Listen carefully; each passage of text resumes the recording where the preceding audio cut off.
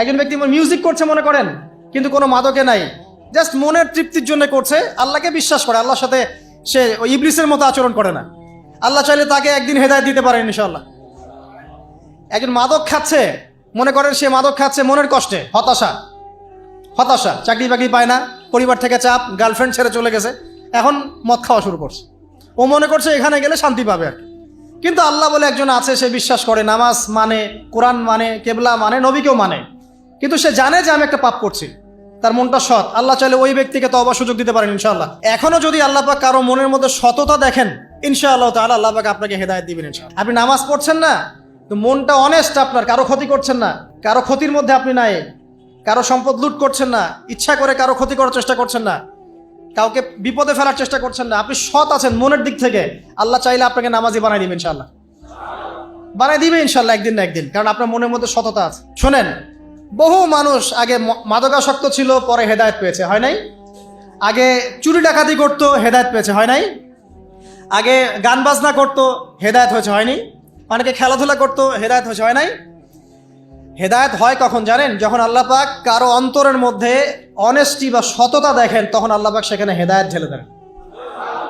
যদি আপনার মনের মধ্যে সততা থাকে, আল্লাহ পাক আপনাকে হেদায়েত দিবেন ইনশাআল্লাহ।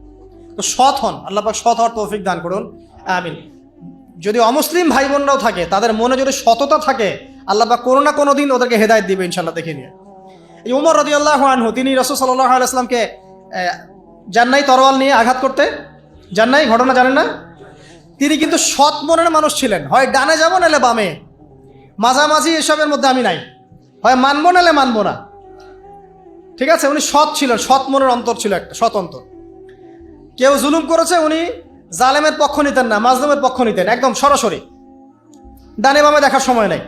এই সততা ছিল তার মনের মধ্যে, আল্লাহ পাক হেদায়েত দিয়ে দেখেন দ্বিতীয় খলিফা বানিয়ে দিয়েছেন, আলহামদুলিল্লাহ।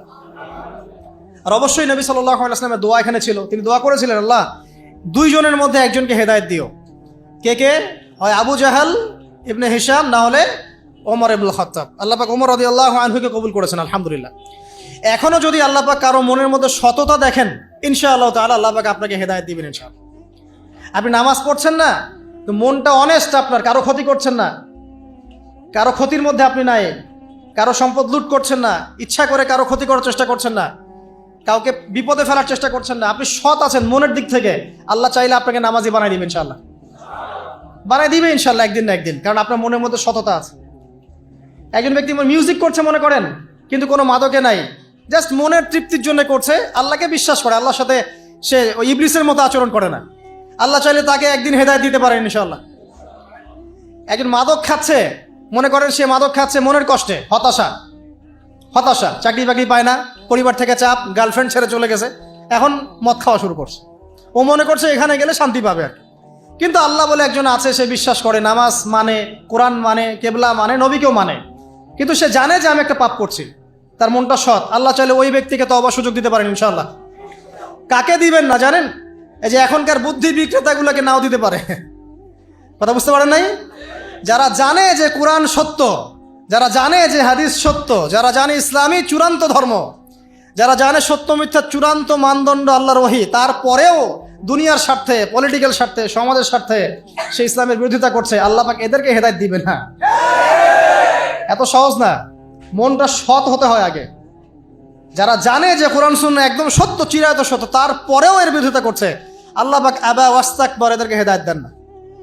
আল্লাহ পাক বলেছেন কোরআনে যে সবাইকে আমি হেদায়েত দিব না, সবাইকে দিব না, বরং বেশিরভাগকেই দিব না। কলিলুম মিন ইবাদিয়াশ শাকুর, আমার শুকরগুজার বান্দা হবে খুবই অল্প, খুবই অল্প। আবার এই উম্মতের মধ্যে আবার ৭৩ দল, তার মধ্যে এক দল জান্নাতে যাচ্ছে, তাই না? মান আলাইহি ওয়া আসহাবি, আমি যার উপরে আছি, আমার সাহাবীরা যার উপরে আছে। আল্লাহ পাক আমাদের সবাইকে একটা সৎ হৃদয়ে লালন করার তৌফিক দান করুন। যেটা জানি না হয়তো আমল করতে পারছি না, জেনেছি কোরআনে আছে, জেনেছি হাদিসে আছে, জেনেছি এটা ইসলাম, মানবো ইনশাআল্লাহ। এটা আমার বুঝে আসুক বা না আসুক, আমি বুঝে আসুক বা না আসুক। আর জানছি এটা অন্যায়, এটা অশ্লীলতা, এটা পাপাচার, এটা নাজায়েজ, কোরআন সুন্নাহর মানদণ্ডে এটা চলে না, বাস চলে না। কোরআন সুন্নাহ চলে না, আমিও মানবো না, সিম্পল। আর কোরআন সুন্নাহ চলে না, কেউ যদি জোর করে মানায়, তখন কি করব? তখন হাতটা তুলবেন শেষ রাত্রে হাতটা তুলে বলবেন, আল্লাহুম্মা ইন্না নাজআলুকা ফি নুহুরিহিম ওয়া নাউযু বিকা মিন শুরুরিহিম। আল্লাহ আমি তোমাকে এই শত্রুদের সামনে দাঁড় করায় দিলাম, তুমি এখন বুঝো। কথা বুঝতে পারেন নাই? আপনি আল্লাহকে বলবেন, আল্লাহ আমরা তোমাকে ইসলামের বিরোধী শক্তি আর মুসলিমদের মাঝখানে দাঁড় করায় দিলাম, তুমি এদের সাথে বোঝাপড়া করো। আল্লাহ আমার ক্ষমতা নাই। আল্লাহ পাক পারবেন না? আল্লাহ দুর্বল নাকি? অথবা বলবেন আল্লাহুম্মা কফিনিহিম বিমা শি'তা, আল্লাহ যেভাবে ইচ্ছা তুমি এদের বিরুদ্ধে আমার জন্য যথেষ্ট হয়ে যাও।